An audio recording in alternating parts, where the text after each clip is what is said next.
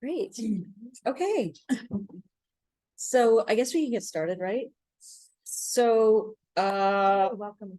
okay, welcome everybody. For anybody who's just joined, I have some good prompters here. Welcome to the December meeting of the Brooklyn Solid Waste Advisory Board. I'm Rhonda Kaiser. I'm the chair, and we have a room full of people. Our speaker is here. It's wonderful. Maybe the first thing we should do is, no, we can just wait to approve the minutes. Okay, so why don't we're gonna go around the room and introduce ourselves, but you can put your name in the chat and what brings you here, or, and we'll go around the room. I'm Rhonda, I've already introduced myself. Anne Bassett. She's a member. Yep. Sherry Rickle, I'm also a member. Hi, Michael Reeser, member. Susan Frazier, and I'm a member too. Sorry, Mark Ellerman, I'm a member. Apologies. Yeah. I'm sorry, it's Lucia. I'd like to be a member of it. Hi, I'm Liz Roseman. I'm a member of the SWAB. I'm Matt Scola, chair of the Manhattan SWAB. I'm Mary Ellen Sullivan, member of the SWAB, PK SWAB. Debbie Hurden, I'm the secretary of the SWAB. I'm Lacey Talbert. I'm the legislative director here at Borough Hall. Hi, I'm Beth Slepian. I'm vice chair of the SWAB. I sit here over in the corner so you can't easily see me. Would you like to introduce yourself? Hi, I'm Robbie. Okay, we have a guest here, and And I'm Will Selkins, guest speaker tonight. yes, our noted speaker. Yeah. So, I guess we can get started on having you. Are you ready to Sure. speak? Yeah, of course. Okay. Sure, yeah. I mean, I can do it for you if you prefer. Well, I guess it's the Zoom stuff. You got the I have the maps. Okay. And We'll see how it you goes. can move things out of the way. So while they're getting set up, I'll Yeah. just say it's Willis. Do you want to introduce yourself? Sure, I'll Okay. do that. My name's Willis. I'm the executive director with the Newtown Creek Alliance. We're a community-based organization, been around for 21 years, fighting for essentially the cleanup of Newtown Creek, which is, I'm sure you're all familiar with, industrial waterway that borders northern Brooklyn and western Queens. Our mission is to reveal, restore, revitalize the waterway. So we do a lot of work on the waterway itself and obviously the surrounding areas, which are primarily heavy industrial zones. So very excited to be here tonight. A little embarrassed to say I've not been to a Brooklyn SWAB meeting before, although it has been on my radar for many, many years, and worked very closely with folks like Lacey through numerous roles over the years related to Brooklyn and North Brooklyn and things Newtown Creek. So so I have a little presentation, sort of a little bit about Newtown Creek, a little bit about some of the issues, the work we do, but then tried to center it around obviously solid waste issues, and also really curious, you all know some of these issues better than most, and things that are going on and things that we can work on together. So please at any point, interrupt and ask questions, and we'll go from there. Let's see. Maybe the right arrow. I think Maybe it's, I just have to I think click if you it. click it, but I think once you click it there, I think that works, yeah. Can we move the chat? So let's see. So here's a general map, right? Of where we are. Well, we're like just off the map here, lost in the chat. And so Newtown Creek, right? It's part of the larger harbor, the Hudson River estuary. It's essentially a tributary of the East River, and it's about 4 miles long, as I mentioned, the border between Brooklyn and Queens. So it's fairly significant, about 11 miles of shoreline. And given that it's part of the East River is also not a real river, it's just a tributary of the estuary. It's a tidal waterway, brackish water, meaning it's very salty. So, we're connected through all the world's oceans here on Newtown Creek. There's a lot of neighborhoods that border Newtown Creek, which is one of the challenges we have, is in how to engage folks, because it's kind of on the periphery of neighborhoods like Greenpoint, East Williamsburg, Bushwick, Ridgewood, Maspeth, Sunnyside, Blissville, Long Island City. All these neighborhoods have very close proximity to the creek, but not all of them associate with Newtown Creek as being their water body. Oh yeah, you have to keep, I think, clicking, I think whenever you hit a zoom thing. Do you want me to go next? I think once you click it, yeah, there. Okay, so a very general history of 500 years consolidated. Newtown Creek, like a lot of New York City, was surrounded by tidal salt marshes. This is one of the images from the Eric Sanderson Manhattan project.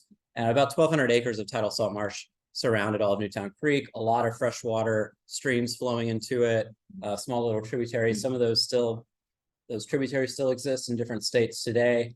Obviously, that was very quickly eradicated. The marshes dredged out. The creek itself was made deeper. The marshes were filled in to make basically more land. Right, it's the story of New York is tied with with waste, and so a lot of these areas, were built up on former marshland, and very quickly, when the Industrial Revolution was started, this was one of the epicenters. We had the first kerosene factory in the world was located on Newtown Creek, first oil refinery, all sorts of the world's first air conditioning, all sorts of interesting things that happened from the mid 1800s to the early 1900s.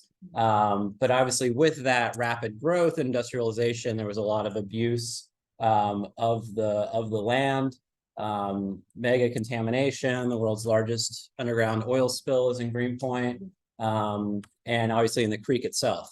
The creek, unlike the East River of the Hudson, is very stagnant. So anything that was sort of dumped there or is dumped there today tends to basically just stay there. And that's one of the main reasons it's a federal Superfund site, because all these chemical refineries, different operations over here, dumped a lot of stuff, seeped into the creek, and all that stuff is still at the bottom of the waterway. We can talk more about the Superfund process, but that's a brief shot. This is a photo from about 19. Oh, this is cool. It has some interesting waste history. This is probably the late 60s. I have a marine transfer station, this whole generation that was built in the 1960s, and then the Greenpoint incinerator that operated from the 1960s up until 1994. And then, since then it looks very different. All these refineries have closed. There's still some petroleum storage, but it's changed quite a bit. Okay, next slide. Oh, that's me.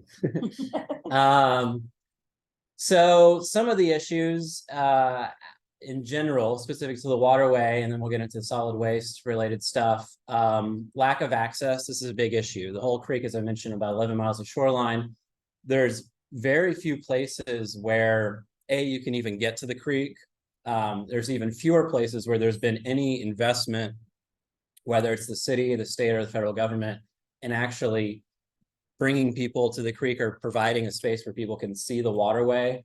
There's basically, the very mouth of it is high-end residential now that happened in rezonings for North Brooklyn and Western Queens. But outside the very mouth, there's really only like one spot where there's been a significant investment in access. And so for us, the access is a major issue because if people don't have the ability to see the waterway, interact with it, then no one's going to know about it. No one's going to care about it. And so we feel like the lack of access has really perpetuated this long-standing state of neglect, of pollution, abuse, etc.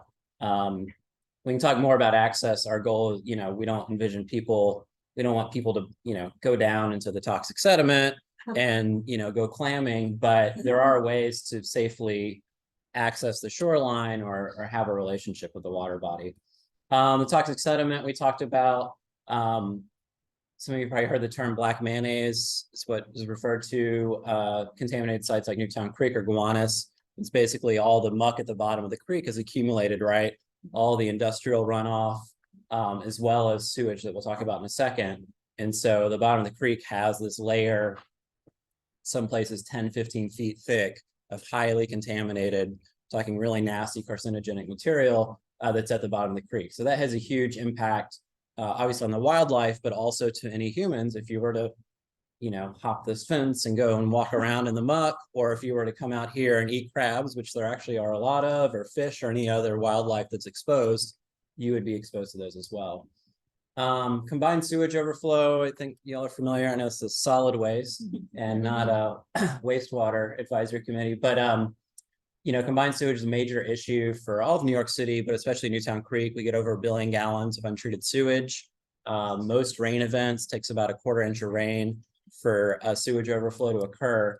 And given the stagnant conditions and narrow spatial constraints of the waterway, it has a huge impact. So it's the same thing. If there's sewage overflow, when there's sewage overflow, say like at Brooklyn Bridge Park or the Battery or the Hudson, there's a lot of movement of the water. It's a more open body water. So as the old adage goes, the solution to pollution can be dilution. But that's not the case on Newtown Creek. So this water body, this is called Maspeth Creek. It's in the neighborhood of Maspeth, which is named after the Lenape tribe that lives here.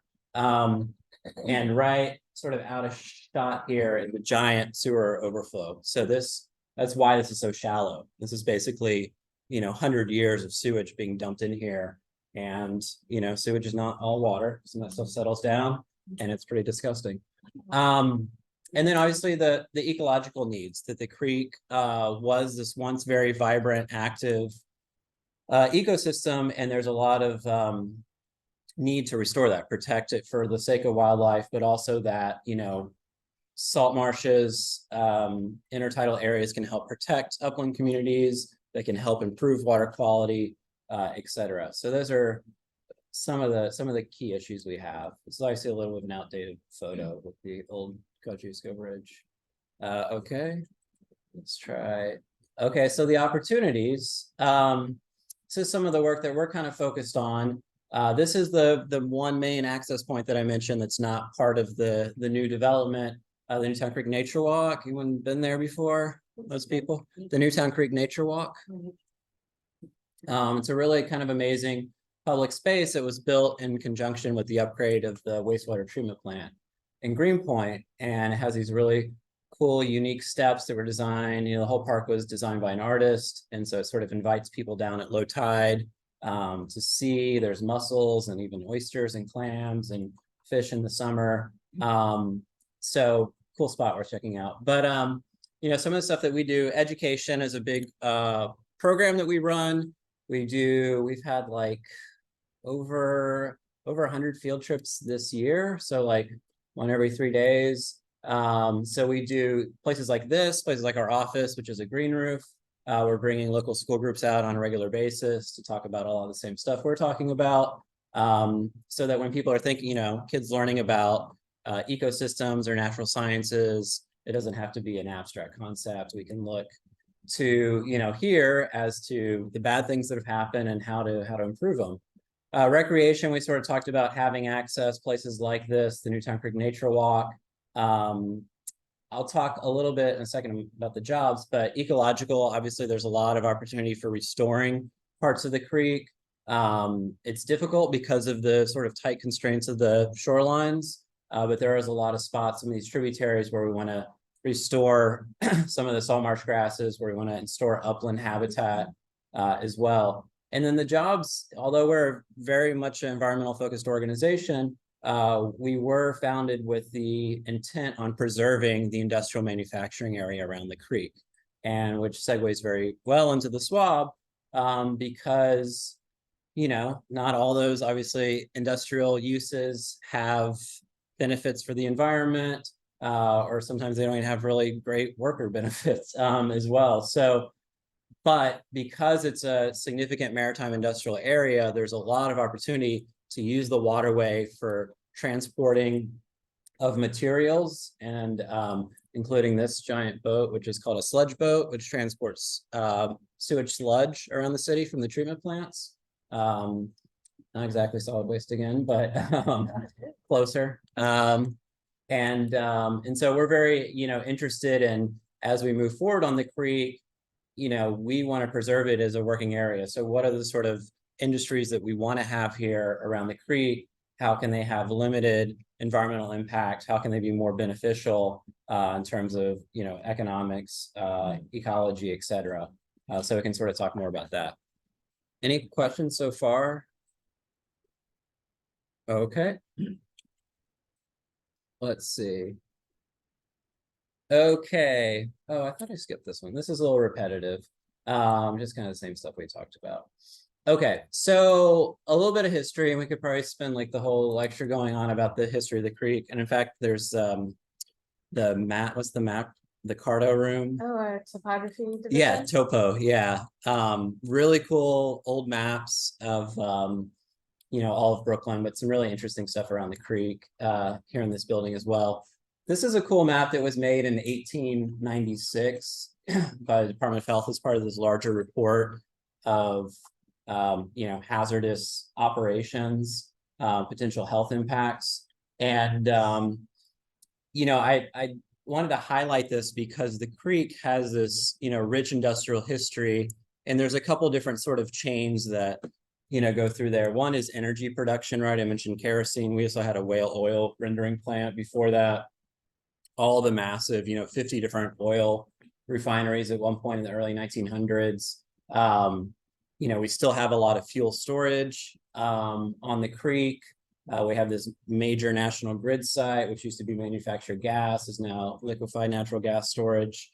So there's been a very long history of energy production and storage on the waterway in the surrounding areas, but also waste has been a real major issue.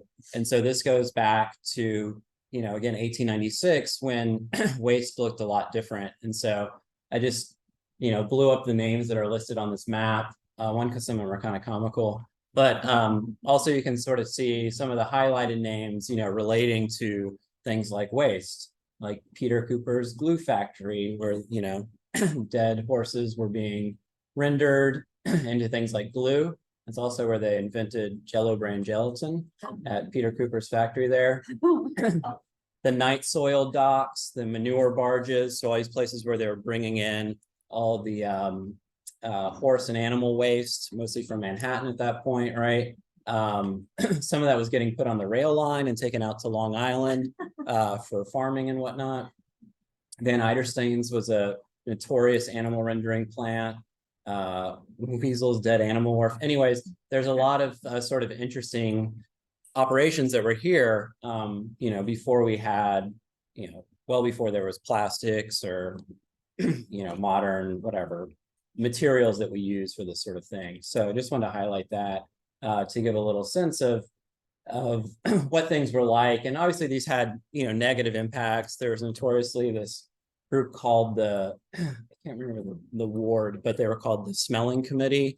And they went out in the late 1800s and did a whole trip up the creek to try and document where all these odors were coming from and if they were hazardous or not. But obviously you can imagine the smells coming from these places where there was just rendering of dead animals and giant manure piles, etc. Okay, fast forward to current operations. I was actually, maybe you guys could help me. I was trying to find like a really good modern list of like all the waste transfer stations in the city, and was kind of having a tough time, but this is sort of just my own things that I know. And this isn't really the entire area. This is basically operations within, let's say, 2 to 3 blocks of the creek or right on the creek. And so you get a sense of how much stuff is going on. Waste transfer obviously is a major issue. Many thanks to Lacey and Reynoso's work in getting a lot of that reduction. It's had a huge impact. North Brooklyn notoriously had about 40% of the city's waste coming through it at one point. So that legislative action is going to make a huge impact in reducing that.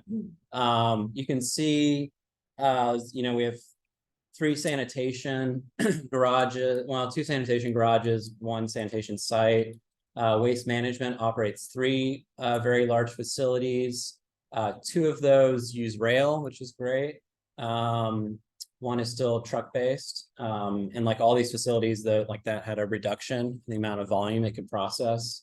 The wastewater treatment plant, we're going to talk about that, but it has, it's a treatment, it's a wastewater treatment plant.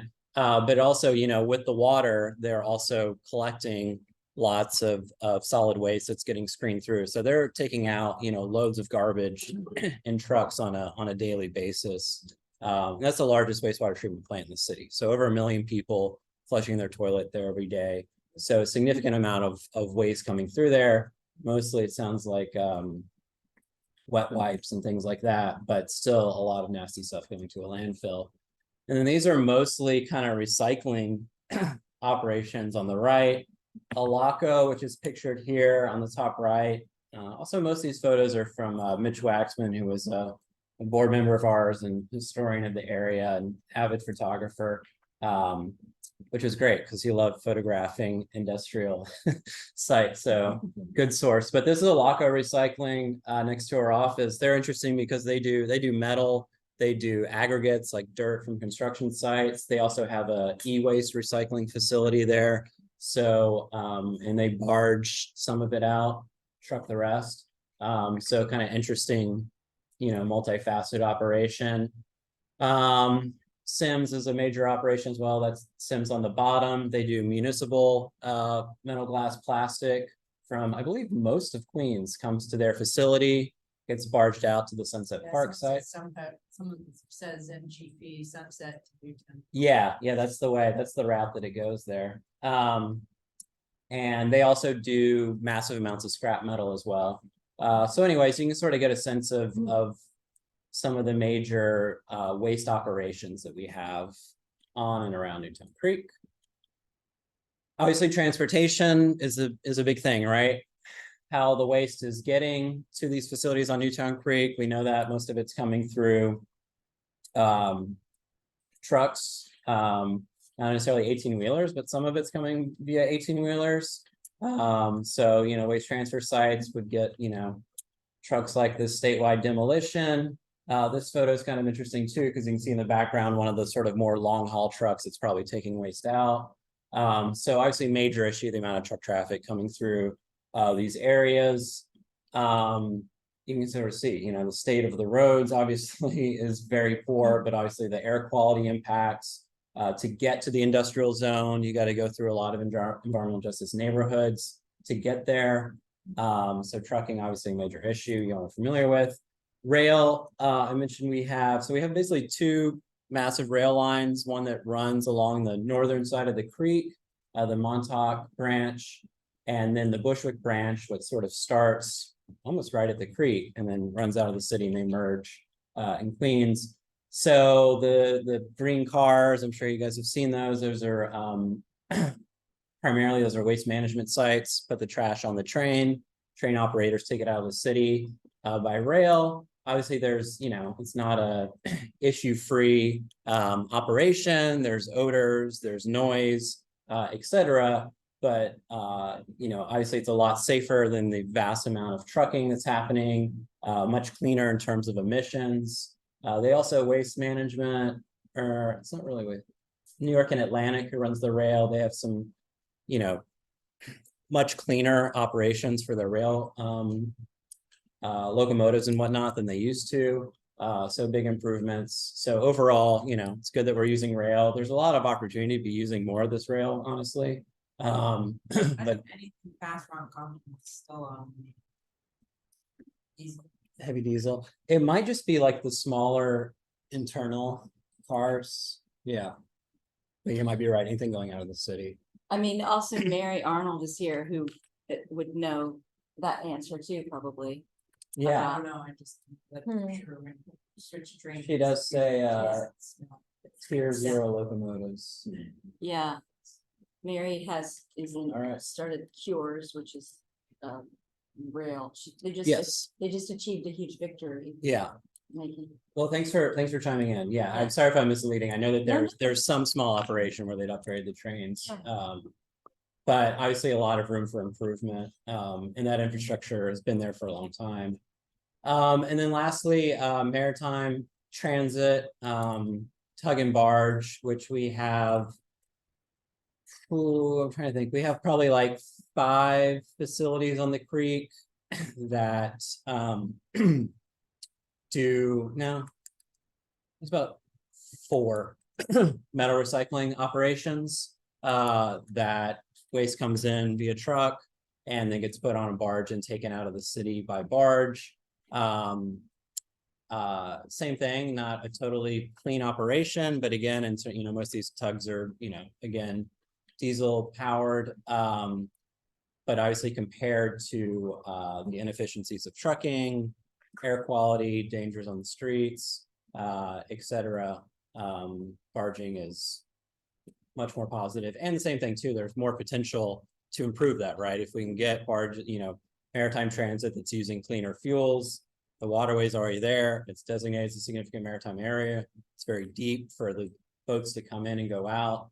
And, each one of these barges, depending on the size of it, can be anywhere from 50 to 120 or whatever tractor trailers worth of material. Okay, there we go. Mary's coming through with the facts here.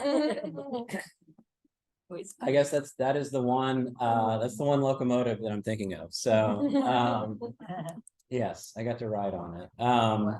So solid waste transportation, major issue, a lot of room for improvement on that front. One thing I wanted to highlight is that also thinking about a lot of these sites are open industrial uses.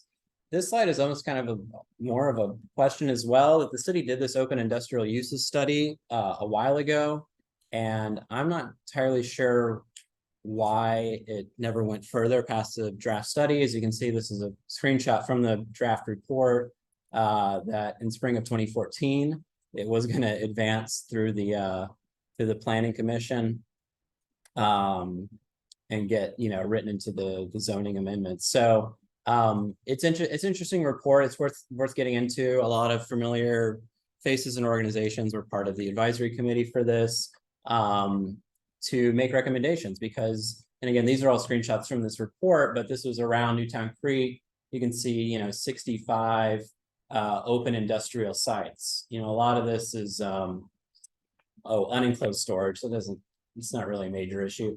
But auto dismantling, concrete and asphalt, that number has actually gone up significantly. There's got to be 5 to 10 concrete sites around the creek right now. And so obviously, when some of these sites are operating and they're smashing metal and moving trash around, there's a lot of impacts in terms of air quality, etc. And some of them have, some decent controls in place, like well-functioning sprinkler systems to do with, dust mitigation. Some of them are basically washing down the road and have installed actually filtration, basically operations underneath their facility. So all the stormwater is going through and getting cleaned, which is great. But that seems to be like almost a little bit more of an exception than the rule. So this is something, we'd like to get more involved in and figure out a way to make sure. It's not that we believe every site should be enclosed. It's just there needs to be a better way to mitigate the impacts of a lot of these open industrial sites, whether they're related to waste or not. Okay, and onto the topic of the day. The renewable natural gas project at the Newtown Creek wastewater treatment plant is a major issue, and I'm really curious to talk with you all. I know you guys are very informed about this. Essentially, for those who are sort of unfamiliar with the project, the Newtown Creek, the treatment plant was upgraded beginning in the late 90s, underwent this $6 billion 20-year upgrade to bring the plant into compliance with the Clean Water Act. It was passed in 1972. Took a while to get there. And so the impacts of that upgrade have been really significant. It means that the effluent coming out of the treatment plant is much cleaner, which has led to huge improvements in water quality in Newtown Creek, specifically the section closest to the East River, which is great. The plant smells a lot better than it did 20 years ago. And so the local impacts are much more reduced. We have these iconic digester eggs. They created things like the nature walk and other sort of public amenities. And obviously it's been a process, 20 years to get this project done. When they did this, they created, a system for capturing some of the methane on site and using it internally to run things like boilers at the plant. So that was all DEP running that operation, said we're gonna be, the eggs are producing methane, we're gonna capture some of that, we're gonna use it. And then, 2010-ish, started working with National Grid to, one, figure out, can we capture the rest of that excess gas that's just coming from the sewage? And they started pursuing this renewable natural gas project. And around the same time, they said, we actually have more capacity in these eggs, the 8 digester eggs, than we need. We can put extra organic material in there and generate more gas to put into National Grid's system. And so this project was originally supposed to be completed in, I believe it was January of 2016. And it's been very far behind that deadline. So, this is an article from last year, April 2022, about the delays. This article said the project was supposed to be complete that summer. The ribbon cutting was held this June. And then within about a month after the ribbon cutting, the whole project is completely offline, which has been the case up until about last week. It seems like it was on and off last week. So we work right across the office. This is like a photo from our office. So we can tell when the project's online or offline, because essentially you have these 4 giant flares. Those are connected to the digester eggs. So whenever those are flaring, you can see the distortion in the air from the heat. That the National Grid system's not working. The National Grid flare is this really tiny one that they built next to it. So if that one has heat coming out of it, then National Grid system is working. So, our concerns as an organization about this have been, primarily about like some of the local impacts. When these main 4 flares run, there's significant vibrations that happen to the surrounding buildings. It's been an ongoing issue. The local businesses constantly complaining to the city about it. And the city always said, as soon as this National Grid project is done, you won't have to worry because we won't be flaring. So you can imagine, 7.5 years of delays has been pretty frustrating on that end. Hey, good.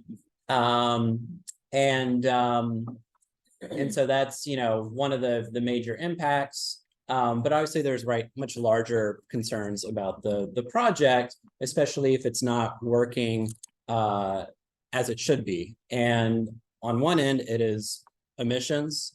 Methane, when it's burned, turns into CO2, which is obviously better for the atmosphere than methane, but it's still a significant source. They're burning all this into the atmosphere.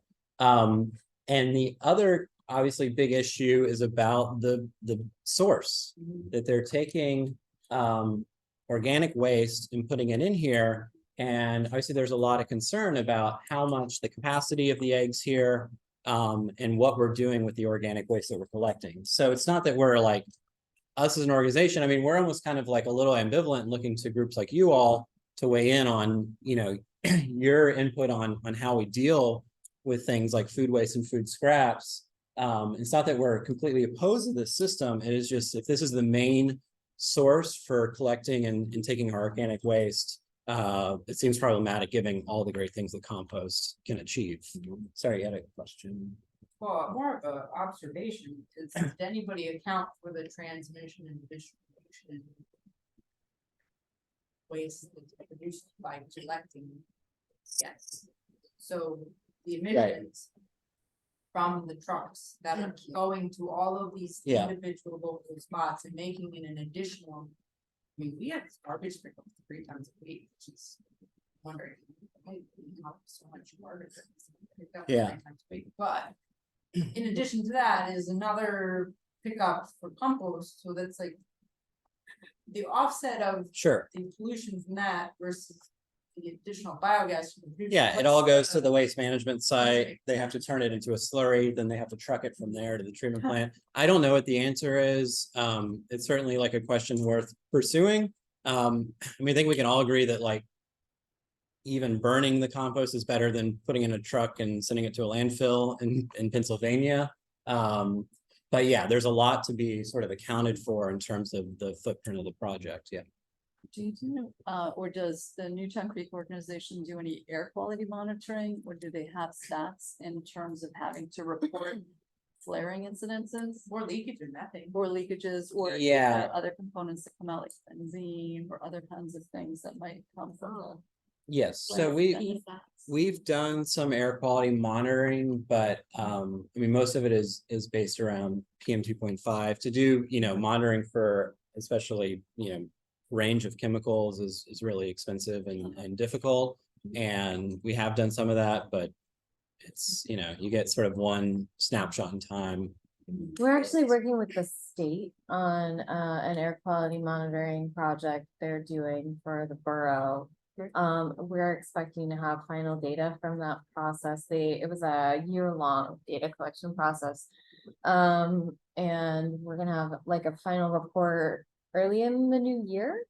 So, obviously we're looking at these sort of high priority sites to see what they find. They're monitoring not only PM 2.5, but a whole bunch of Yeah. other stuff too. So we'll have some good data on that soon. Are they required to report, like, buildings are required to kind of test and state what they're? Yeah. like, not Those are required to leave permits. the I think this is one of our concerns is that this facility is sort of seems like it unclear where the jurisdiction lies, and because it's city project, city property, it's like the sort of thing where it's like you can call to report vibrations in your building, and Department of Buildings will come investigate, or you can complain about odors, but the city itself is operating this facility, and so we've had sort of concerns about that process, but we haven't gotten clear answers about how they're tracking and documenting this. I do want to give our council member, since we're talking about Greenpoint, Councilmember Ressler, Lincoln, if there's anything you want to say about the plant or the project or anything else. I'm incredibly appreciative of Willis's advocacy here. We used to have a good temporary monitoring committee that helped me engaged in what we need to be accountable. Maybe because of the people online. There's people online. Sorry. That's okay. I'll use my Brooklyn voice. Thanks. But Willis has been kind of the primary leader in our community, really providing oversight on this. When I took office the beginning of last year, in the first oversight hearing, that we had for DEP, I raised this issue. We started setting up regular meetings with National Grid on a monthly basis. Finally got this project working, and that's in June. And as Willis, I'm sure, shared with you all, it immediately broke again. It's working again now. I'm not convinced we don't have a lemon on our hands. At the time that this project was announced during the Bloomberg administration, this was like super innovative stuff. And it's no longer cutting edge, and folks all across the country are doing biogas to grid projects successfully. And, this National Grid has made this impressively complex, really unnecessarily so.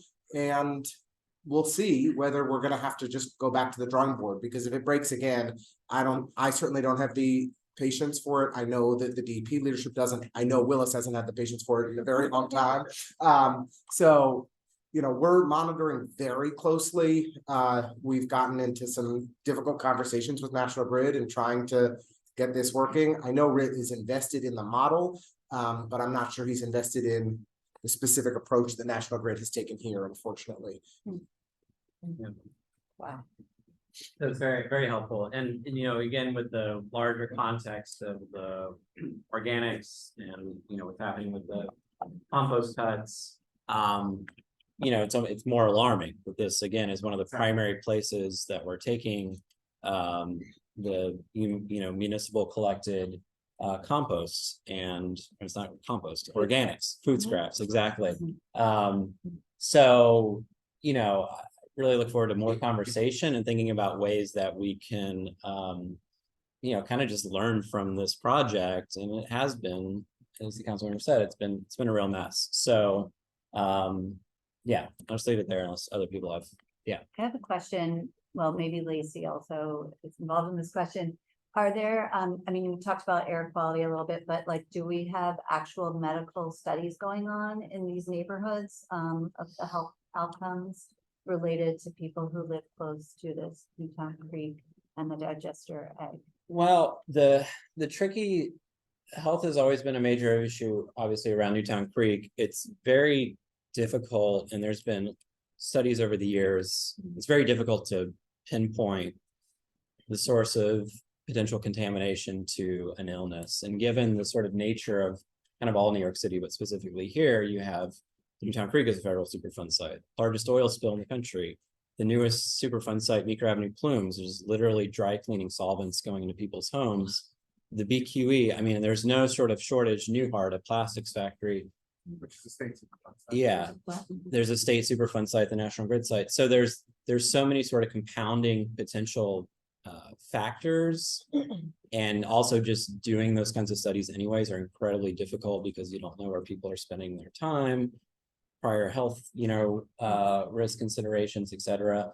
I mean, we've heard from, DEP, National Grid, they're not as concerned about stuff coming out of, Right. methane and stuff like that. We would like to know for sure. But it's a good question. It's just very hard to study. I mean, we'd have to do like more extensive monitoring to understand other stuff that might be coming out of the flaring, Yeah. but stuff is burning. I mean, It's in an IPC. It's not, you don't have a large residential population in immediate proximity to No. the wastewater treatment plant. And look, this is the largest wastewater treatment plant in the city. 1/6 of poop in New York City goes to this location in Greenpoint. And we're happy to help. I mean, I think it's, no, look, every community needs to do its part to take responsibility for essential services like wastewater treatment plants. I think our expectation is the DP is a good neighbor and a good partner. And that has been up and down over the years. Thanks to Willis, it's been more up than down, but we're trying our best to make sure that they're as considerate a neighbor as they can be. This isn't a project that we're deeply invested in. Willis and Newtown Creek Alliance has secured beautiful walkways that DEP redesigned that are open to the public to improve access to the creek. My office in Willis and had been partnering on a new Gateway to Greenpoint site, which is a new open space adjacent to the treatment plant that we're working to open in the next year or two. So, it's a process. yeah, and I think the last thing I'd say about it too is, maybe if you minimize the chat, we can see, the other thing that's very complicated about this is the amount of partners that are involved, right? So sanitation, the city collects the organics, they bring it to waste management, private facility, they create this proprietary, bioslurry material, it then gets trucked to the eggs, back to a city facility, and then connected to National Grid. And so, we've had a lot of difficulties sort of in saying like, who's responsible here? This is, 98% of the stuff we see in this photo is city property, part of the treatment plant. National Grid installed this other little thing, so we're sort of at a point right now with the failure that the city is just saying like, look, we've done what we can do. This is on National Grid now, but then sometimes we go to National Grid, they're not taking responsibility. So it's just another thing worth mentioning, the sort of complications that can arise. Yeah. Do you know what proportion of of what is going into the plant is organics? Into the eggs? Yeah. I don't know. We could try to figure that out. We have some numbers about like how many tons of bioslurry they're injecting. But I'm not sure what the actual like percentage of, I mean, there's a lot of poop in there. Right? Maybe 10 to 25%. I don't know. I mean, I'm just sort of ballparking here. I mean, There's commercial and residential going into it. There's commercial and residential organic waste going into that plant, as far as I know. oh, that there's other carters that are also bringing stuff to So, waste management. and then, I guess we want to also know about this. What is this fertilizer? It sounds magical. That is magical, yeah. So as the waste spends 30 days in the eggs, produces the gas, then it comes out as sewage sludge. That's why I referred to the giant ship carries. We know sewage. Sure, okay, great. Carries the sewage sludge and then it gets dewatered, and then dewatered is turned into biosolids. And this is another thing that has been not very clear. My understanding is that the vast majority of biosolids today is used as a cap on landfills, sanitary landfills. It was at one point used as fertilizer. on different kinds of crops. But I don't think that's the case. Yeah. I mean, Yeah, it's all problematic, and I am concerned about, like, if you're concerned about what's being flared, what's in that, like, what are those particulates that are being flared, then that's coming into our homes. So, I mean, well, this is, Breathing it. that's part of the question too, is the sort of the technology national grid and how it, the scrubbing and all that sort of stuff. It's over my head how it Yeah. all works, but we also, I think, part of the process, and Councilmember mentioned this, is that when they began this construction, there was a group that was established under city charter called the Newtown Creek Monitoring Committee to have monthly meetings with the DEP to give feedback and to receive updates about what was happening with the plant. There was a budget for a community liaison. There was a budget for multiple technical advisors. So we could understand all the complications of the plant, the 58 acre site. DEP essentially has, disbanded that group because they said the plant is done. We don't need to meet anymore. Fair argument, except that this project is still going forward and there's a lot of significant complications and we don't have a really good, public channel of communication to ask these questions. We work very closely with council member, the assembly member, to try and get these answers. I'm involved in the National Grid rate case. We've utilized that as a platform to get information because they're legally required to respond to questions that we ask of National Grid because this is involved in their rate case. So it's here's some. So it's very tricky because there's a lot of questions that we have around the technicalities, et cetera, and it seems very difficult to get those answers in a clear way. So do we know how much we've invested in this over the decade and a half? The treatment plant or the biogas project? Yeah, the whole project. The biogas, I know National Grid, it's in this article, which is outdated at this point too. I think it was $30 to $50 million or something. The budget balloon for it was 10 to 20 million originally. I'm not sure what the city, this is another part of it, right? It's a public facility that National Grid's using this infrastructure. What is the financial relationship there? National Grid has pursued integrating this into their rate case so that they could recover costs. The latest rate case, I actually don't think I can disclose that. You're a private party to rate case, but anyways, they've been trying to look at collecting reimbursements or whatever rate increases relating to RNG. So I thought that the agreement between DEP and National Grid from DEP, yeah, a dozen years ago was that the National Grid was fully reimbursed by ratepayers for all the work that they were doing. I don't think that's come to fruition yet. They might try to, I think they might try and pursue that, but the last rate case didn't have, I think National Grid went out of pocket significantly for that. So I just have another question, sorry. Yeah. It's too many questions, but no. So when we say that there's other successful examples around the country or maybe the world of these kinds of projects, is it the same capacity? Because I think this is slated for 500 tons of waste, organic waste a day.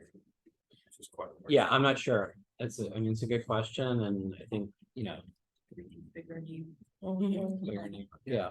But I know DEP is intent on implementing biogas to grid at other waste treatment plants around the city. Right? We don't know what the timelines are on those, but it can't be as painful as it was. Yeah, and there's other groups, EJ groups I've spoken with who are concerned about that rollout because vast majority of our wastewater treatment plants are environmental justice neighborhoods.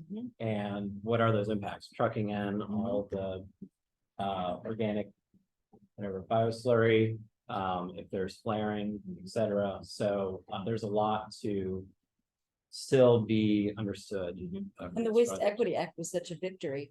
Right. But now, if they're all going to be concentrated on these waste trucks going to wastewater treatment plants, we're back to the same thing. Or the infrastructure, because right now, Waste Management, their facilities, about 2 to 3 miles away from this site.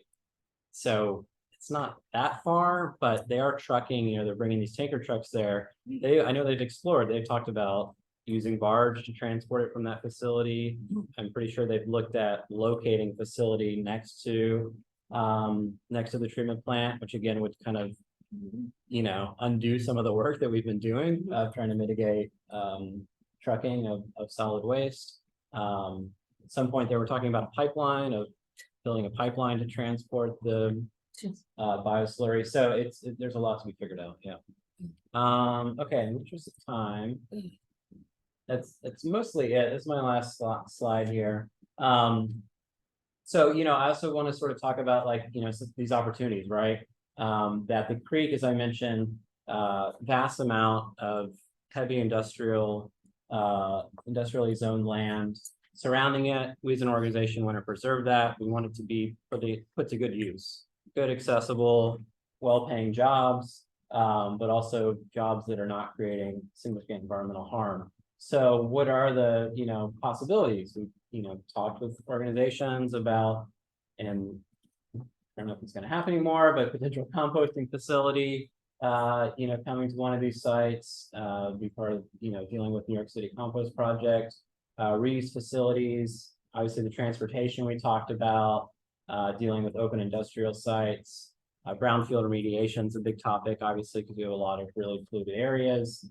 So how can we better utilize some of these areas, not to bring more solid waste there per se, but deal with some of the, solid waste issues that we have in a more sustainable, productive manner. So I just want to sort of throw that out there and open the conversation. It's another cool old photo.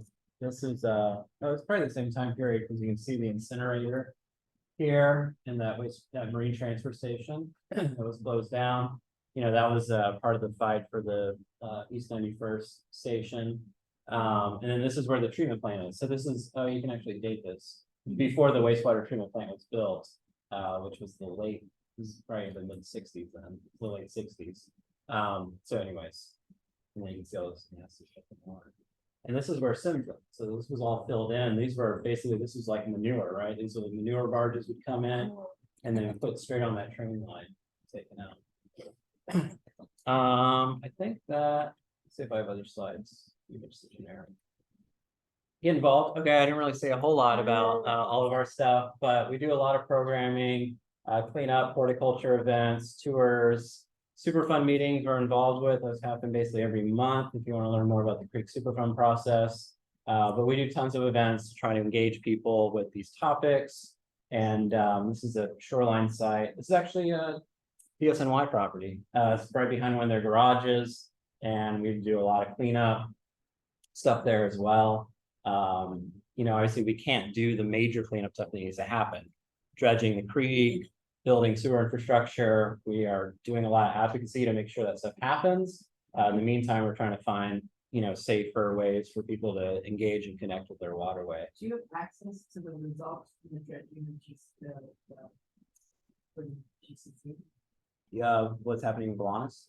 The results of what's in the sediment, or Yeah, just how did the dredging go and what's going on? Yeah, I mean, so Lessons learned, you guys collaborate? yes, for sure. Yeah. We work really closely with GCC on a number of things. We have, kind of similar education programming. We're also part of this group called the Rain Coalition, which is us, GCC, Bronx River Alliance, the HOPE program, and Guardians of Flushing Bay to do green infrastructure maintenance on the curbside rain gardens.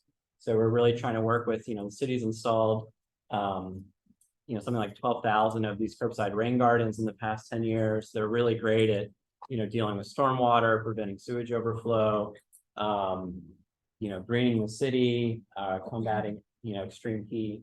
But the maintenance is not always great. So we're trying to find ways for community groups to work with them. But yeah, in terms of we do talk about Superfund stuff, where our Superfund process is much, much slower than Gowanus, unfortunately. So yeah, there's some significant. Yeah, no, I know. I mean, that's not, joking. Obviously, we don't want massive rezoning of the creek area, but the city was really kind of fought against the Superfund designation in Gowanus. There was a lot of support for Newtown. So there are certain pressures. It's also very different. Gowanus is about a third of this side of Newtown. So we are pushing forward and hopefully have a cleanup plan in a few years. Betty has a question in the chat here. I heard that people are living in houseboats along the creek. Sounds like it's not a healthy environment. These people don't want to be evicted. Can you expand on this issue? So yeah, housing is a major issue, and there are places like Newtown Creek where you can buy a boat and a piece of property, and person who owns that property might not know that you have your boat there, and it's free housing. You know, it's sort of the issue in terms of like exposure and contamination. There's vast differences throughout the creek in terms of the water quality, in terms of the quality of the toxins in the sediment. So it kind of really depends like where you would be and also what your exposure is. If you were, you know, never touching the water or in an area where there's not any sort of exposure pathway, it'd be less of a concern than if you're in an area where you have to like, I don't know, like touch the water on a regular basis, or you're like decide to eat fish from the creek or something like that. So yeah, it's an issue. I mean, there are more people that are finding spots to put boats. A lot of the boats are, people are not living there, but there are people living. Is there a boat that comes around the south? No, that's also an issue too, is that it's not, there's no real marinas, so there's no electricity, there's no clean water hookup, and there's no sewage, so. Okay, more questions. How many CSOs? So the creek has about 22 CSOs.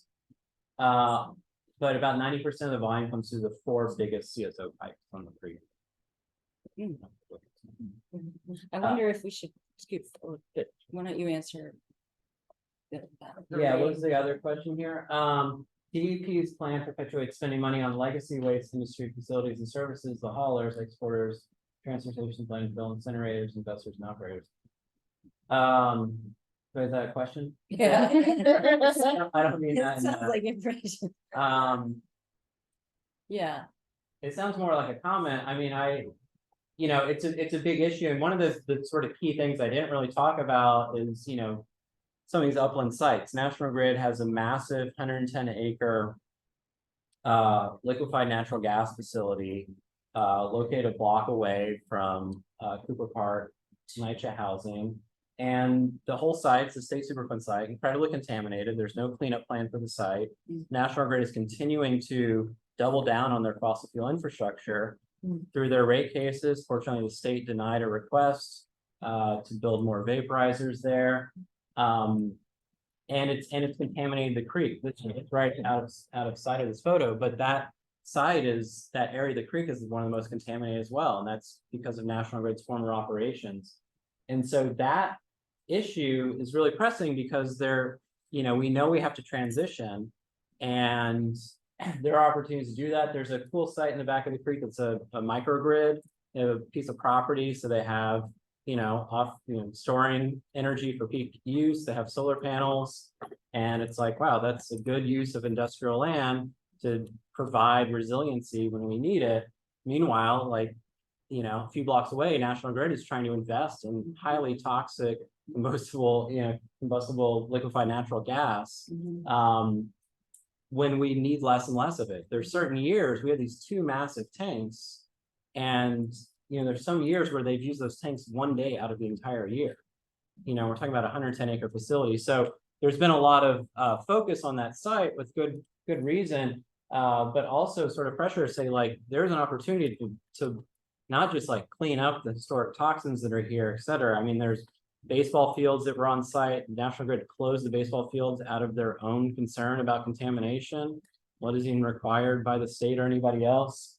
So there's dealing with all that, but then there's also saying, like, you have 110 acres. You could actually use this for something much better than storing really nasty liquefied natural gas. So how do we actually have a true transition plan? In the rate case that's happening now, which you guys should look at and submit comments to, they're trying to, something like $300 million they're trying to get through the rate case to spend on that site specifically, which would basically lock them in to continued use of natural gas on that site for decades to come. Mhm. Past what's required from the state's CPCL. And So, and isn't RNG really just kicking the can down the road and perpetuating that so system? that's the Right. concern, right? Is RNG, is it a transition?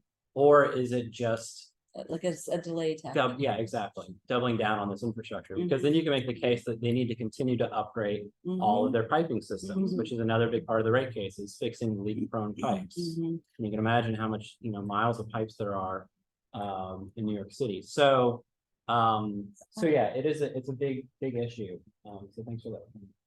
Yeah, and this is why we're concerned about it. Rob is encapsulating it right here. is Yeah. that it's like, it's become sort of an either or Yes, situation. no, it's a very good point, right? We could have maybe looked the other way if it was all of the above, but now when it's become either or, Right. it's like, okay. Right, or if it's ready like to fight mostly about it. sewage and then there's a little bit of like yard waste or something they're throwing in there versus like we're Yeah, they're diverting. taking some all gas. of our organics Yeah. that we're making into good soil. Do we know if anyone's done a cost analysis on that? I mean, if you shut down the composting or organizations for 3 million, how much more is it gonna cost by sending it all there? Is there any savings or is there actually an increase? Well, It's the minimum, so I mean, there's very, very savings.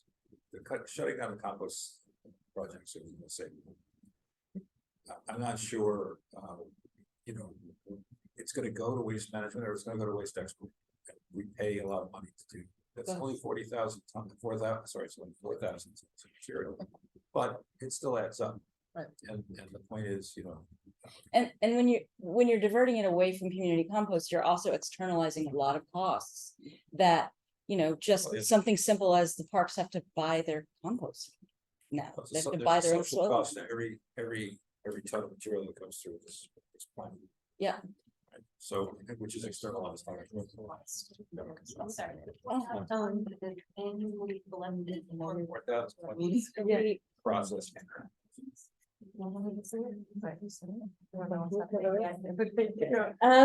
Mary just put something interesting in the chat here, which is apparently cost comparison. Yeah. You can open it. I do want to open it, but I also want to, I know we need to move along on our thing. There's some heated conversation still happening in the No, chat. it's here. Oh, great, But yeah. I think we do need to. Yeah, we Yeah, do yeah. need to move on. Thank you so much.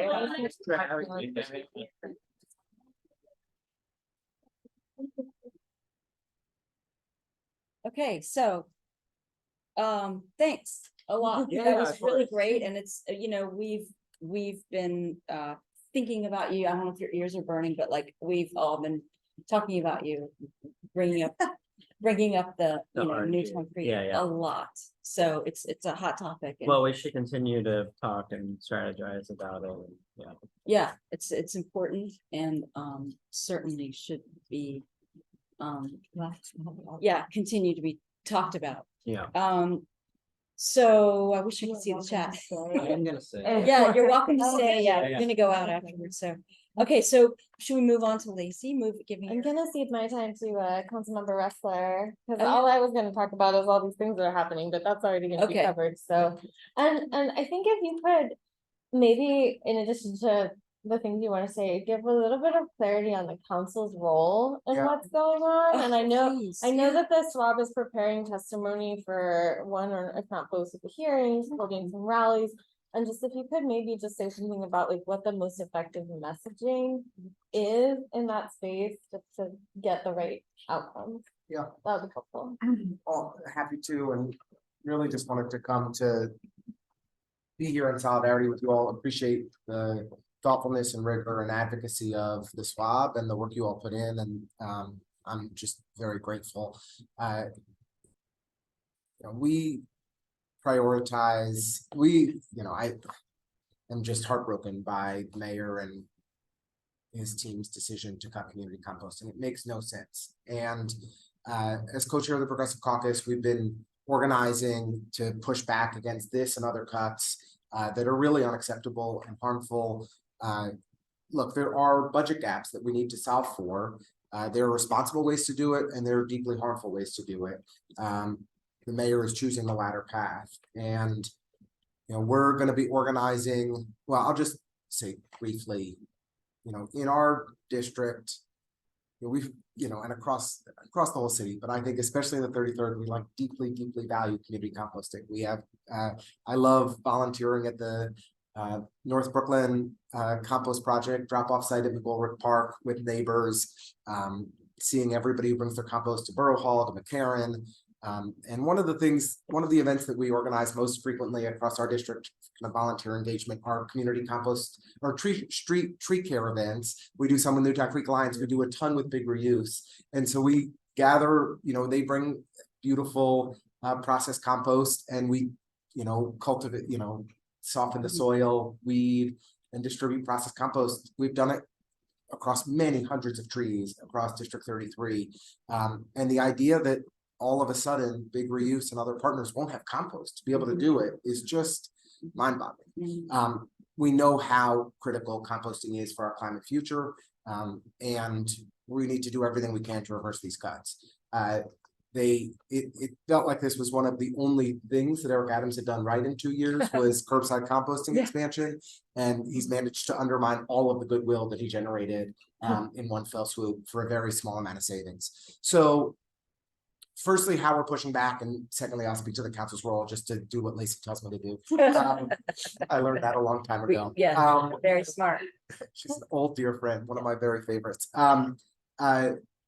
So firstly, we're organizing a big we have the Council Finance Committee is having a hearing on budget cuts on Monday morning at 10 a.m. The Progressive Caucus is organizing a rally at 9 a.m. in City Hall Park, where we'll be highlighting cuts to composting and other cuts that we're fighting back on and pushing back on, and suggesting some alternative ways to raise revenue and avert these cuts to try and chart a path forward. There's also, as everyone around this table knows, a great rally on Wednesday at noon, I believe, to fight back against community composting cuts. There was a great rally last week that I had the privilege of joining. Definitely want to encourage everyone to attend both of those rallies. Good to submit testimony to the hearing, whether you stay to testify or you just submit testimony in writing. It's valuable for the council to have heard your voices. And, I will tell you, we've heard from over 1,500 people in District 33 who are expressed their opposition to the community composting cuts. That is phenomenal organizing that is happening. It's rare to see campaigns that are able to quickly generate that kind of noise from our constituents. And I know that my colleagues are similarly hearing the same thing. So what's the council's role? This round of budget cuts that the mayor has implemented in the November budget mod are essentially unilaterally within his control. He can choose to underspend at city agencies as much as he wants to eliminate contracts. That is his prerogative, unfortunately.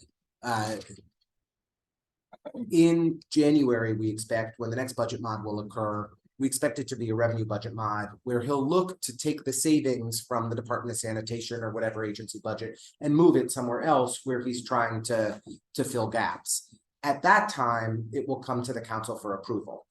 It doesn't prevent the cuts, just to be clear. What we'd be voting on isn't to prevent the cuts from taking place. It prevents him from moving that funds to other parts of city government to fill gaps. So it will be an opportunity for us to potentially push back. We could choose to vote down that budget mod. We could let it lapse without a vote.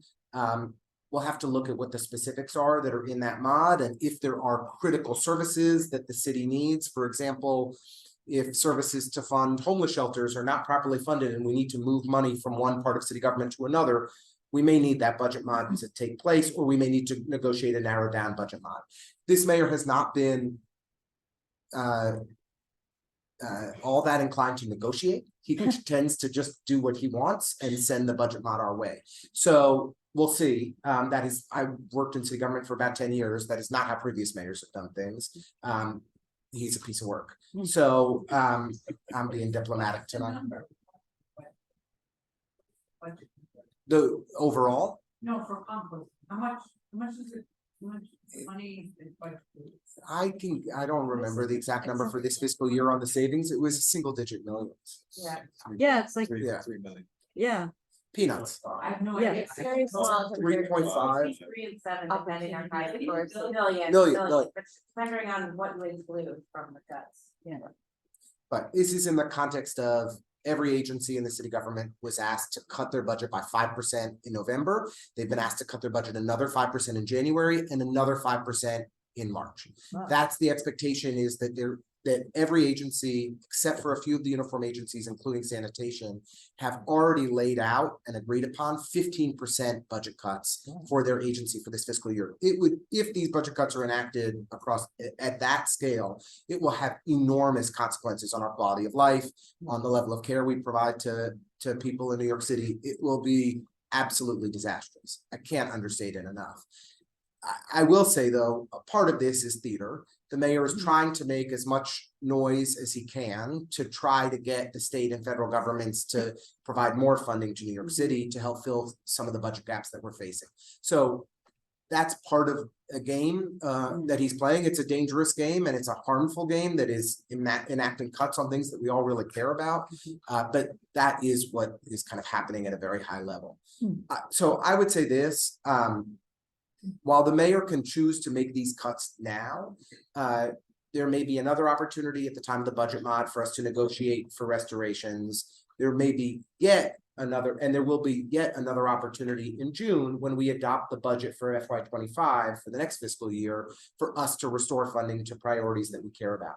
And this is a very small amount of money, and it's something that there's deep and broad support for. And I am optimistic that we will, even in a very difficult budget cycle, work to restore funding. We don't fully have that power for 6 months, 7 months. But we can, there are opportunities to negotiate in the interim, and we shall see if we're successful. The only problem with the compost projects is once they're liquidated, it's very hard to put them back. Understood.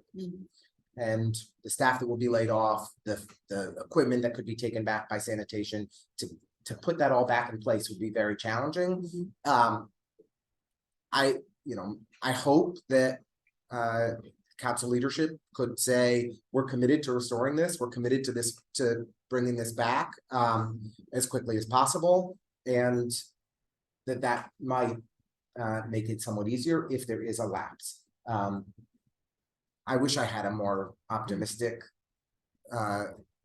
read on the situation. It's a shitty situation.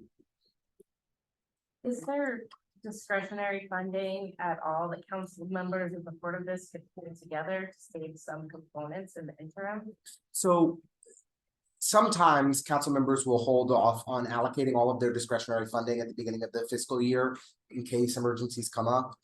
This year, knowing that the mayor was going to be implementing budget cuts, the speaker's office really encouraged us to allocate all of our funding July 1. So I don't have any funding left to allocate. I mean, sometimes I'll save $10,000 or $20,000 or $50,000. It wouldn't be a game changer here anyway. I know that the speaker is looking under cushions and trying to figure out ways to be helpful, but I think the next opportunity we have is at the budget mod to see if there's an opportunity for negotiation. This is a relatively small amount of money in the scheme of the billions of dollars that the mayor has cut. But he has to be willing to negotiate for us to be able to do it. We have a city charter, and I'm not supposed to say this as a council member, but we have a city charter that has a very powerful mayor and a relatively weak city council. And that is just where those are the facts. Oh, yeah, that's a. Thank you. Can I ask about the symbolic vote that happens on Wednesday? So. There's I don't know about a symbolic vote. We have a stated council meeting on Wednesday. So we gather every 2 weeks as a full body and vote on a range of legislation. And we will be voting on a series of bills on Wednesday. Well, the point that, the mayor has full control, but I guess the city council can vote to express their disagreement. I guess people thought that the vote that you said could happen in January was potentially gonna be at the next meeting. I'm not sure where that information came from, but that's part of why I wanted you to clarify the process. Exactly. Yeah, so no There's no vote happening on the budget this month. changes Oh, Potential vote in January, February at the earliest. okay, got it, thank you. I think, I know one of the things we had been thinking was that, well, first we thought it was the 6th, and then we determined that it wasn't that, we understood that. but I think there's still thought that it could still happen in December. There won't be a So- vote in December on this budget mod because basically this budget mod is only him directing agencies to underspend. So that's not something that we have a say in. He can do that unilaterally. We expect the next budget mod will be something that requires council action, but we don't know what the specific pieces are that will require council action. So in terms of advocacy, not that we are advocating, but we are connected to groups that do. But the calls to city council members aren't necessarily I think like it's the very, mayor's office. look, there should be ways to put pressure on the mayor. The mayor is definitely the villain and the target. The ask of council members is be our champion, right? Stand with us, support us. We need we need you to have our back right now. We need you to fight for us. Make sure that they know how much you This is care. I can tell you the number of people that have called and emailed our office has been incredibly impressive. And I would think that I'm one of the handful of districts that's probably heard from the most people, but I know that colleagues across the city have heard from folks in impressive numbers. The cuts per department are at the discretion of the commissioners of each department, or are they dictated by the? They're dictated by OMB, which is really dictated by the mayor. So there were essentially 5% cuts in every department this round. But Department of Sanitation, Police Department, and Fire have been we've been told will not have further budget cuts from here. So they have been spared the additional rounds of budget cuts. Our Department of Social Services, our Housing Agency, our Health Department, DOE have not. So they will experience further rounds of cuts. Can I clarify something that Matt just said though? It's, you know, OMB that decides on the cuts, but isn't it the commissioner who decides then what will be cut, like in It's terms of that Not percentage? really. Oh, no, the percentages I mean, not the are percentage is set, but like the even the programs itself. specifics. I mean, I spoke to leadership in a lot of agencies who said the things they wanted to cut were not the things that OMB would approve. And part of that, part of the kind of outside of thinking on the, or part of the, scuttlebutt here is that the mayor and OMB wanted some of the most painful and controversial cuts to happen now to get people's attention. So there were ways that they could have saved money in this round that would have been much less harmful to our communities that they chose not to do. For example, there are 18,000 vacant positions in city government right now.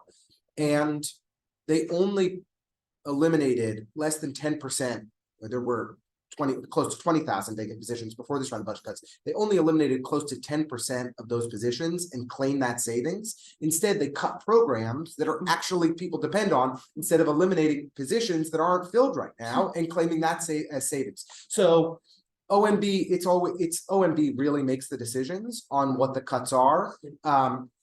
It's not there is commissioners will suggest things, but OMB at the end of the day is the entity. So the bottom line is we're pushing people to talk to the commissioner, the sanitation commissioner, to change things.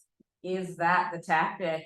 I do think that and what pressure does the council have on the commissioner and it's able to put on? I think that she has been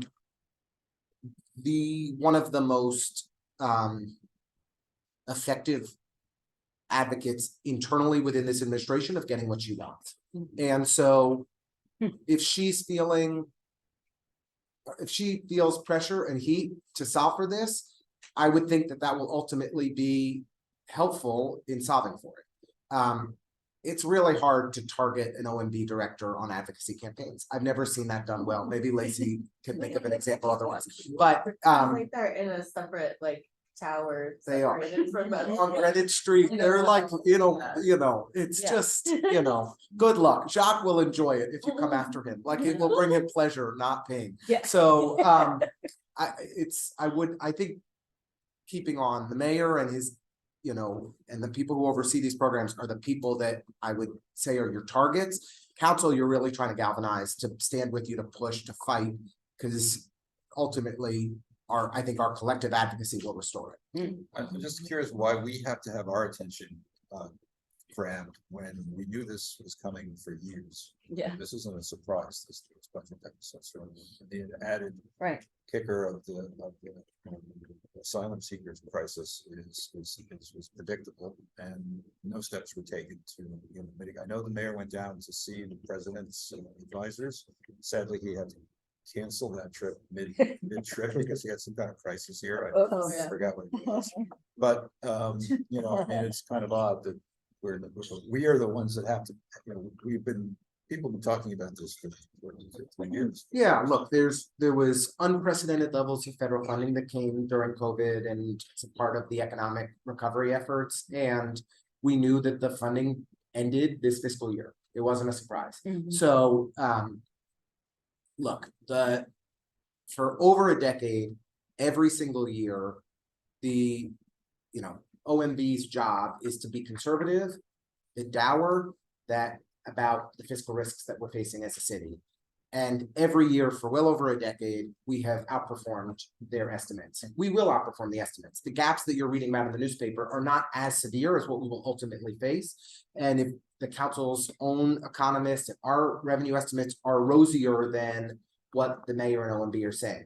That's not to say that there isn't belt tightening needed, that there aren't cuts that are going to have to be made. There are some. I just think there are many better ways for us to solve for these gaps than what the mayor has proposed.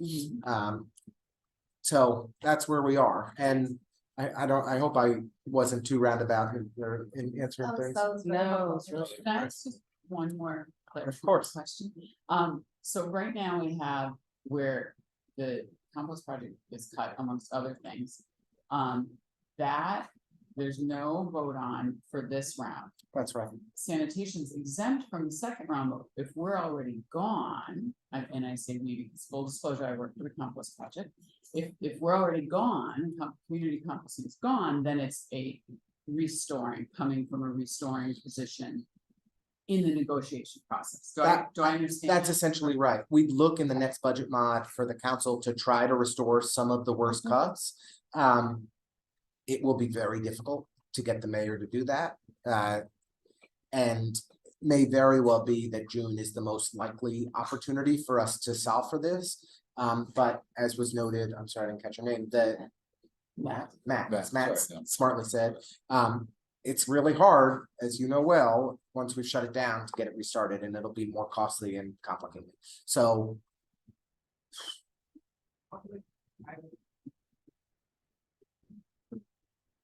Well, Is that not? I mean, I have no idea, this is not my realm of this visit. Yeah. But I hear it used in the energy world. No, I thought I'd. There may be philanthropic partners that would want to help fill gaps. I haven't thought through the specifics here. A lot of the equipment that the community composting facilities rely on, it's all owned by the city. And so I'm not sure how that would work.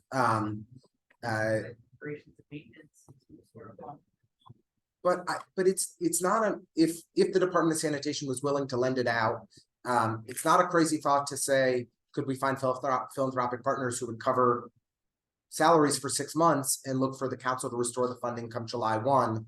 It's not a crazy idea. It could be a way to fill the gaps. It's not a huge amount of money in the scheme of things. It's, I don't know how many staff, 100 people probably. 150. That's close. Sorry, I know you've got a lot of other stuff on your agenda. Sorry. Yeah. Oh, sure. Council, I know there's an issue with the compost project and their equipment because it's owned by BSNY, like what's going to happen to it? And can council advocate for, I don't know, something so that it's not like destroyed or lost, so that it can exist should the programs come back? Yeah, we can certainly talk to sanitation leadership about that. And, we're fortunate to have a borough president who formerly chaired the sanitation committee and is deeply involved in these issues. And Antonio Sandy is a Brooklynite. So we care. I mean, myself, Shahana, Jen, Crystal, we all really care about this. So I promise we'll push together and advocate in whatever ways we can. It's like, this is really important. Thank you. Thank you very much. Thank all of you. Thanks so much for coming. So thanks for letting me jump in. Lacey, thank you for ceding your time. It's nice to see you. Thank you, Will. Thank you. Okay, so we are So Lisa, do you want to say anything? I think that covered it. Okay, all right, so should we start with coalition updates? I feel like committee updates are kind of folded into that. Sure. Do you wanna? Attempt to follow that up. I know. Saver compost. Yeah. Update, so as you know, and this is Sherry speaking, I know there's a number of folks that I haven't necessarily talked to, on the call. But, I'm the liaison for the BK SWAB, but I will say that this round of things has gotten several other folks directly and some more actively involved, as I have to focus on my day job at the moment, and my other advocacy is limited.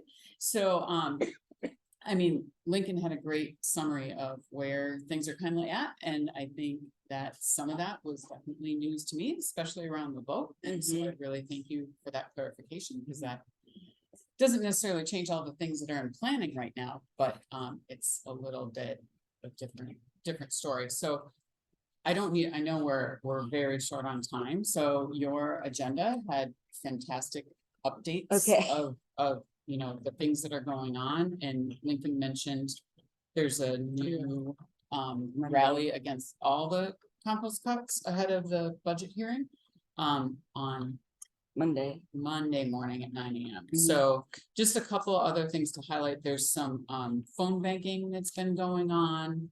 We had the rally last week. I made all these notes, but it would take me a minute to go through. But we had the rally last week. There was about 200 people there, we estimate.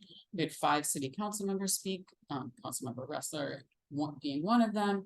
We had press there, so we had press coverage. So that's a lot of work. That's the coalition sort of like got a whole bunch of new people involved. There was more people on the call than I've seen in a long time, and then divided into subgroups. So there's a sort of rally and press conference subgroup, which I know Mary Ellen's very involved in, Beth is very involved in. There's an education subgroup, which I'm involved in a little bit, Beth's also involved in. So there's a lot of overlap of things that are going on, but we're meeting weekly, trying to update online. So there's a lot of moving parts and pieces. And the petition as of this morning, I know was over 36,000. 37,000 signatures. So that's, and the petition for folks, I think you all know, but just in case you don't, the petition that is with Grow NYC sends letters to the mayor, or sends emails to the mayor, the speaker, Adams, and then your local city council member. So the mayor has gotten 37,000 emails about this, or, you know, his staff. Yes. Nice. Or So, wegmans and have them maybe sort of not promote, but like raise awareness, or have a place with a kiosk that people can sign a solution. that's an interesting. Allow a table to be just set up, and as people are leaving, because hopefully we've had the compost drop off. I don't know. They take it up. They take it. Right, I'm saying, themselves, but I'm saying yes. is at that location, have either a flyer, have someone with a banner from the organization, I don't know, just to make more of a connection. I feel like a lot of stuff is kind of in silos. And so it's like, you know, it's great you shop at these places, however, it also has to end up someplace. Here's where it ends up, and these are the people that are working on the other end. So let's work together to make this, you know. So Silo is a great transition into, Yes. we had an online vote about speaking with the People's Plan, and they have a whole platform of what shouldn't be cut and what should be cut, and but they agreed of the law from the Queen SWAB, spoke with them, and they agreed to include community composting in their platform. It's one of the, in fact, it's prioritized as one of the 3 important things. I put a little picture of one of their latest things, and they have mentioned it in there because Zara Nasir, who's the executive director, wasn't aware of the budget cuts for that. So it was great to reach out to her, and it was really nice to take it out of that silo and make it be something we're not fighting against other like libraries or after school programs. we're fighting with them, alongside them. So, so that's a huge, sort of way to sort of work together and reach other people. So we also worked, there's the hearing on rat mitigation. Go Wait, ahead. Can I Yeah. just suggest, I see there's one question, and I apologize if there's other questions. There's a question about, suggested a way to find funding without DSNY. So I know, and I think that's along with private public Yeah, yeah. partnerships. So there's rumblings of it, like as their Save Our Compost is not necessarily looking at that officially right now. Right. But, we'll take any and all ideas. So, Right, right. it's definitely. I mean, it's definitely a sexy thing to fund, like, I don't, It can, it's, I mean, like, if the compost was able to be sold commercially, that's like a revenue stream. And then somebody will be like, okay, I mean, I don't know, that's a whole lot of money, but. Or tax benefits if someone wants to offer their back. So we went through this in 2020, Yes. right? So we were put in sort of a dormant state where we waited for refunding. Yep. Mhm. We dragged our feet on going down, right? Because these are DEC sites, they have reporting. Someone's got to be on site to do reporting for like a long time.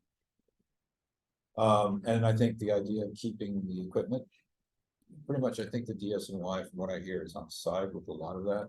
There's some very expensive equipment that they have to go back, but maybe the city council and the commission we get to do, but there has to be a commitment to that plan. Right? So that's where we should be at. I mean, that's why we have to advocate. I think Eric Goldstein was swimming in the Save Our Compost policy. We should ask to have that restored, the funding restored, but it's possible. Yeah. And then the other thing I want to add, back in 2020, I know there was talks of reaching out to fill that gap, and it was, some comments were that it should be a city funded program. And people were not necessarily all willing to jump in. They may support it, but they also feel like the city should be funding it. So there's that was just some comments, so. Yeah. And if there's others, I'm sorry, I also promised I'd let other folks that yeah. been involved in SOC as well, if you guys had anything to add, but I feel like. I mean, I think you shared it. I'll just state one more time for the record that the rally on Wednesday is at noon at City Hall Park. Enter Broadway and Park Place. I believe it's in the same place as last week. By the Okay. phone. Yeah. That's the easy, by the phone. I know. Yes, I know, right? Yeah. Mary Ellen. Yeah, usually like private partnership entails like some income for them, so like. Yeah. What's the income, I mean, what's the revenue here, it's- Right, and also the idea of making a revenue stream out of something that's dirt. Like what makes dirt. It's a great idea. You know what I mean? Like it's like selling water or something, Air. It's a resource, right? Exactly. Selling. Yeah. We might be doing that soon, so. Like, I know National Grid's getting like carbon credits from their RNG project. It's mostly offline, but is that like an avenue to explore with compost production? So that's something that we're looking into from a private side, right? So I think that the carbon offsets versus carbon credits going to be issued by government, but carbon offsets are private. I know that in COP28, the US proposal is very loosey-goosey around that, which is good for the private enterprise. People are trying to do this effectively from the private side. Europeans are kind of close to that idea for some reason. But I think that for New York City, it makes a lot of sense because it is also very competitive with doing absolutely one of the worst things you possibly could do with the organics, which is co-digesting. I'm sorry, but I'm not going to co-digest all day long, but it really is one of the worst things you could do. Co-digestion. If there was a beneficial use for co-digestate, we would have found it. But there wasn't most ones that put them out in the landfill. We were using compost hand over fist right now. So the point is, though, that is something that has to be investigated, and there may very well be a private solution to this in the future. But the problem is we weren't given enough time Right. to prepare for this. The way these cuts were like right before Thanksgiving. Hey guys, guess what we're going to do? Mhm. I mean, we get the message. I think there's a message in this in this round of cuts that is rather unpleasant. I think it's something that I don't think people have felt for a long time. Deliberately hobbling. Right, kind of like what Lincoln said, like specifically made to be as painful. Right. You know what, if you're watching the, you know, the tiller of the, you know, you're at the helm, and you're watching the tiller, whatever, you're sailing and you're steering the ship, you should have known that this was gonna happen years ago. We all knew it was coming, so it's bizarre that all of a sudden it's a surprise. Yeah. But to one other point though, is I think flyer or something. Because a lot of people, not a lot, but I know a number of people who would say they simplify the process. I can use my phone 24/7, go up to a bin and just drop everything in and not worry, did I mix something? Does my tissue go in this thing or that thing? It just all goes in one thing. And I can go home and continue on. with Right, my I day. mean, that, Versus right now where people are sitting and like can't even figure out which goes in which. So well, I mean, I'm not saying you're not right. I'm just saying we need to come up with flyers to inform people that this is what's really behind it. And so yes, maybe it's easy, it's one place dumb, but there's consequences Right. associated with that. yeah, I mean, And I think a lot of people, average person doesn't know half the stuff that is talked about in this group. correct, So but to I- get more people involved, like 0%. people are beginning to wonder where the stuff is going. I mean, it's like, you know, Right. my puppy went to a farm, you know. Right. When your parents tell you, you know, Right. so that's not what's happening. Right? So people are beginning to wake up that something's going on behind the scenes that isn't exactly, you know, it's just like Steinbeck's square pony. I mean, I don't understand why we, you know, are not talking more about this. I guess we were told, you know, there's a feeling that we shouldn't because we have to maintain participation, but we've been kind of, I feel like we've been taking advantage. Mhm. Like, it's not a composting bill, by the way. It's a collection bill, and the bins are not compost bins, they're food scrap collections for animal Right, protection. so maybe another flyer could be a meme or something, Oh, yeah. calling out the SNY saying this isn't true compost. Yeah, but There's see, a We lot have of those- work on that. Okay. Yeah. some of us have been Yeah. working on that for years. Yeah. So we should, And so maybe we should move ahead to are there any committees who want to? Thank you so much for coming. I think executive and legislative committees, we can say that the SWAB chairs are meeting this week, as it turns out, supposedly with the sanitation chair. Oh, wow. So we'll see how that goes. Commissioner. I mean, commissioner, sorry, not chair. Yeah, thanks. Yeah, that'll be interesting. And So, does she set an agenda or do you come with an agenda? How does that work? well, Matt, do you want to speak to that? You've been doing it for longer than I have. Sometimes we come with an agenda, sometimes she comes with an agenda, you know, we feel her out, see what kind of, you know, mood we're all in, and we talk about it. But I think today, tomorrow, Wednesday will be, if we have a meeting, it will be focused on, you know, what the hell is going on, you know? Mhm. did you say if we have a meeting? Yeah, we Well, don't you know, really know. we basically we don't confirm the meetings, we just show up. She doesn't like us, doesn't like it when we confirm, so we just show up, and she's very punctual and very into this, and now it's gonna get rocky. It's in We're person. gonna hit some rough waters, and we'll see how this goes. I'll be live streaming it. Just kidding. But we've been doing, this will be our sixth, I think, Yeah, fifth, sixth. it'll but be my third. It's been somewhat productive, and you know, we do feel like we both get a lot out of it, so both sides, and, you know, see. Okay, so just so legislative committee, we have testimony for the rat hearing. The policy brief, I think we don't need to vote on. We can still do. We can still do a little work on that, and we can send it around. It'll probably end up being the written testimony for the budget hearing on the 11th. So we've got some time on that. That's a longer one, but the rat testimony for rat mitigation hearing is one page, and I hope people had a chance to read it. If we did, that maybe we should vote on it.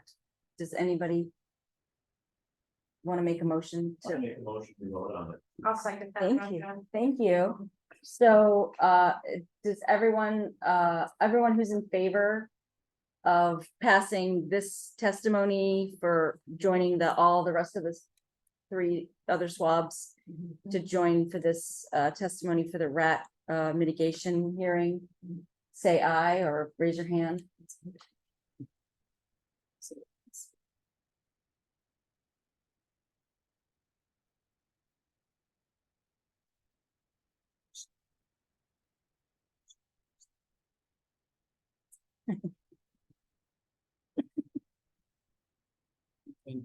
Debbie, are you noting? Oh, Yeah. No, you guys had a note Oh.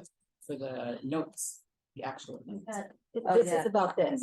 Yes. Yeah. Nobody, not all those people are. Is that everybody? Okay, so did we catch them? Yeah. Go ahead.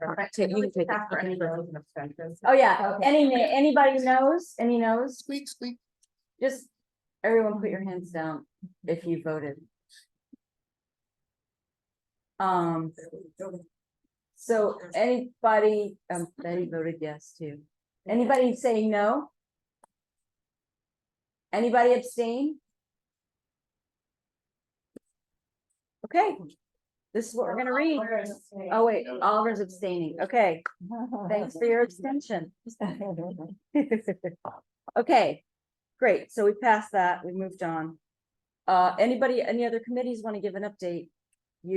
I feel like a lot have been happening and maybe not always. Yes. I do actually have an outreach committee update. Yes.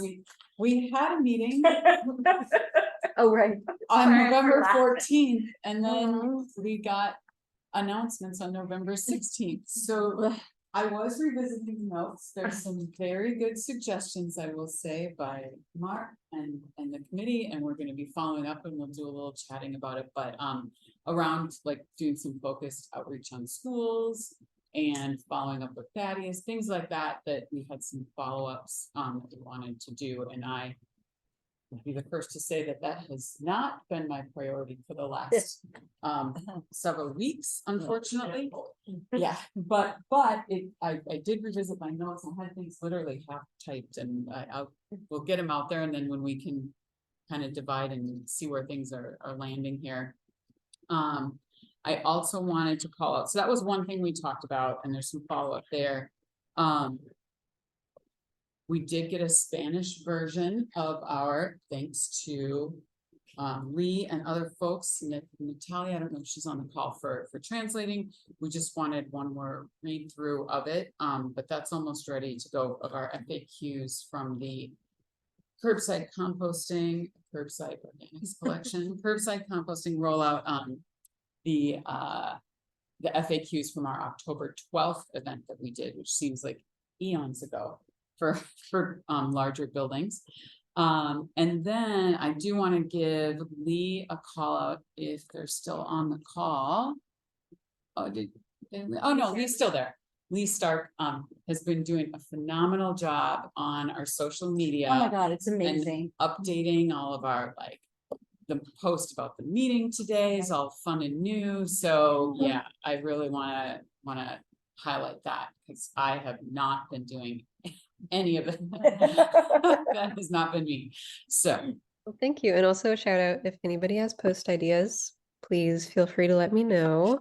I am well aware that Mary Ellen has been sending me many that are in the queue to post, and those will happen.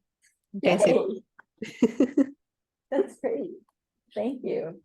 and I know we had also talked about doing some more focused things on like reducing waste over the holidays and more back, if you remember the cobwebs from that. And I got a really good email that I'm trying to find from another organization that had like everything that we had talked about basically, and some links. So I'm gonna find that for you, Lee, and hopefully we can promote that as well. So that's great. Amazing. Okay. Oh, and our next meeting is on but 12, Week from tomorrow. a week from tomorrow. Yes, thank you, Mark. Wow. At 6:30 via Zoom. If you would like to join, you can just email me. If you don't have my email, maybe you can put it in the chat. I can, if you remember it. But offhand, it's misshaw76@gmail. If you can tell. And just email me if you'd like to join. Full disclosure, I don't have an agenda right now. We'll see where we can pick things up and support where needed and also do other things because there's other parts of the waste world that can use our focus as well. So there's a lot going on. I realize I spoke over for legislative committee. Uli, do you have any thing, or if Mary's still on? No, I think you covered everything. That was great. Thank you. Okay, thanks. Thanks for taking the mantle too. Okay. Organics industry or events or NYCHA? On NYCHA, the meeting is this coming Thursday, December 7th at 5:30. There's a new co-chair. Janelle Cooper has moved, so there's another well-qualified co-chair person last year. And they're setting goals for 2023 on Thursday. So I'll send that on the list of the agenda. It's not out yet, but I'll send that in. Thank you. Nice. I know. Anybody else? Events, organics industry? Yeah, well, I just folded everything executive in. Did we have something else? The approval of the meeting minutes. Oh, yeah, wait. Do we want to approve the meeting minutes? Does anybody want to yeah, make a motion, thank you. To approve the meeting minutes? My God, I need cue cards. I'll make a motion too. Okay, does anybody second? I'll second. Okay, second. All in favor of approving the minutes? Yeah.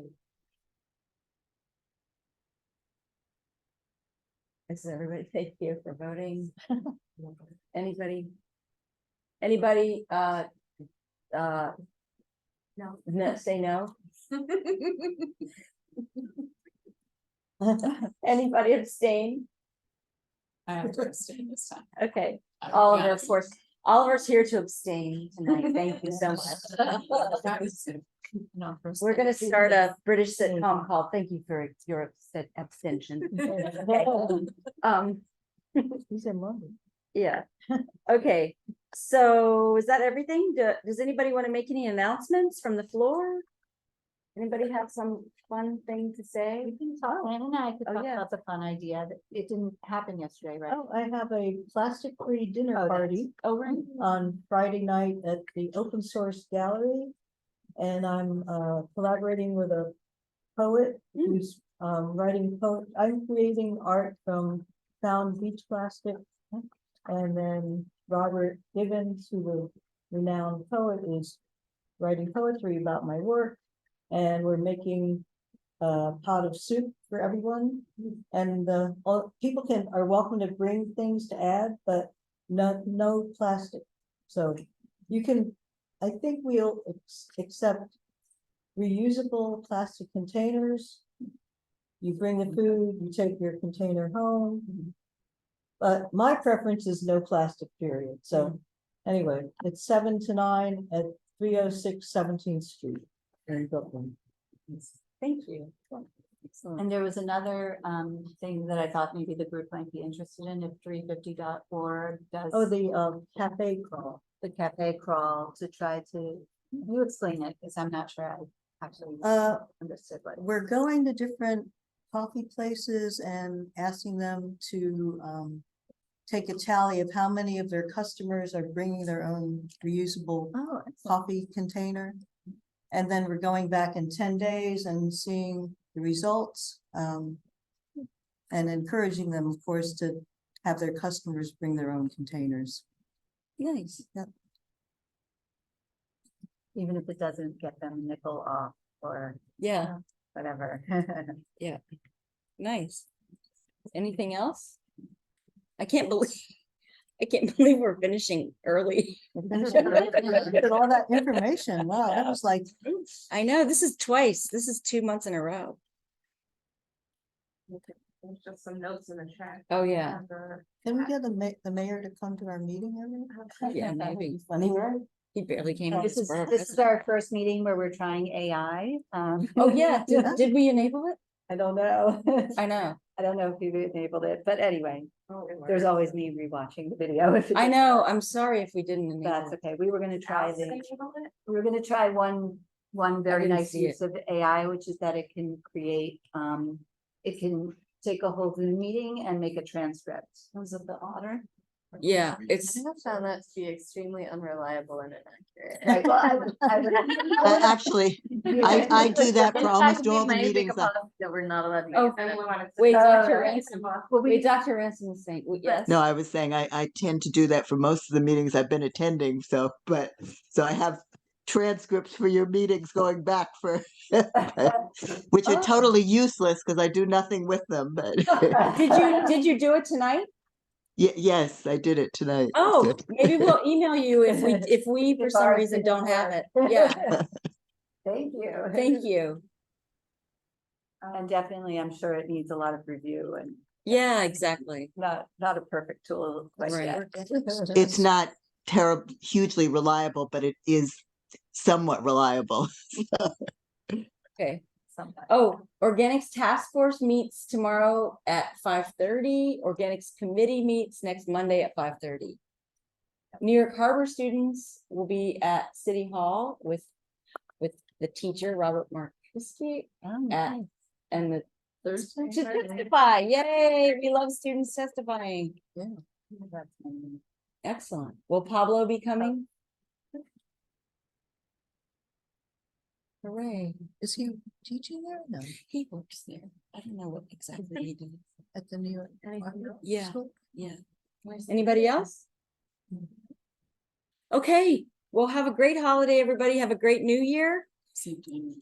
And we'll see you January 8th, because the 1st is, not the day we want to be at a SWAB meeting. Yeah. Oh, Pablo, stop running the trip. Oh, yeah. Okay, we'll look for Pablo. Yay. Thanks, everyone. Okay, Bye. thank you so much, everybody. Excellent meeting. Going party now? I did. Yeah.